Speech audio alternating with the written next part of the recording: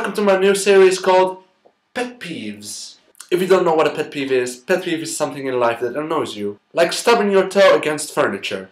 Let's get started. Okay, I'm pretty sure that everybody hates lines. Not these kind of lines, but these kind of lines. You have to wait for so long, and it's so boring. And the thing that drives me crazy is that there are lines everywhere.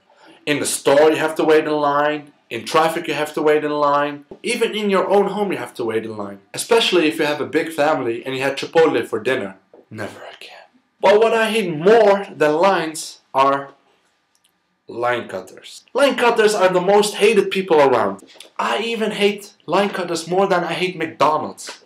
Check my last video. Well, before you go outside and hate on every line cutter you find, you need to understand there are three kinds of line cutters. Number one.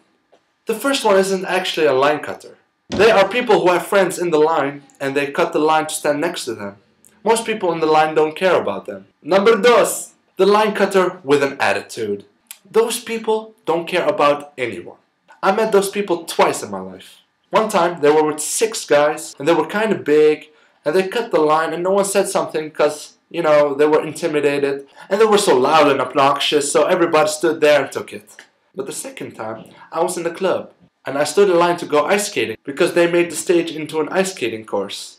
So I was waiting for 20 minutes, and then I see these 2 blonde girls just cut in line in front of me.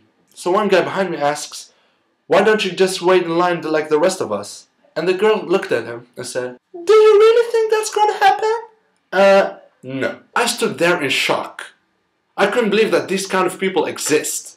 So I talked to the girl and they agreed to let me and my friends go ahead of them. Let's just say I'm very persuasive.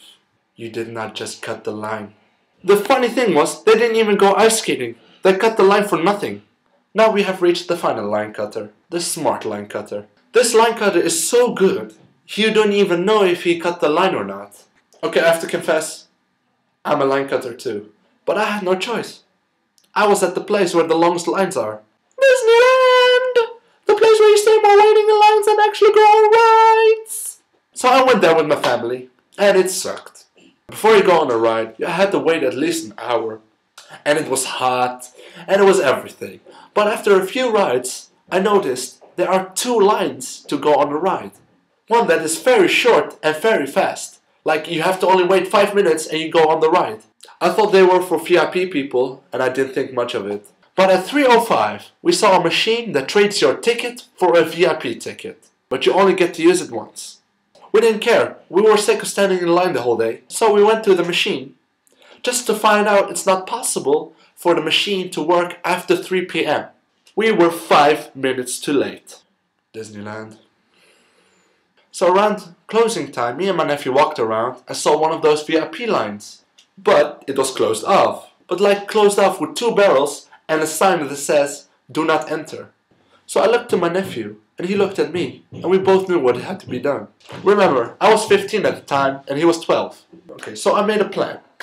We're gonna climb over the barrels, cut the line, get back a little bit so the people in front don't get mad, and then go on the ride. I even said to my little nephew to cry like we're searching for his dad. It worked perfectly. We did 3 times after that.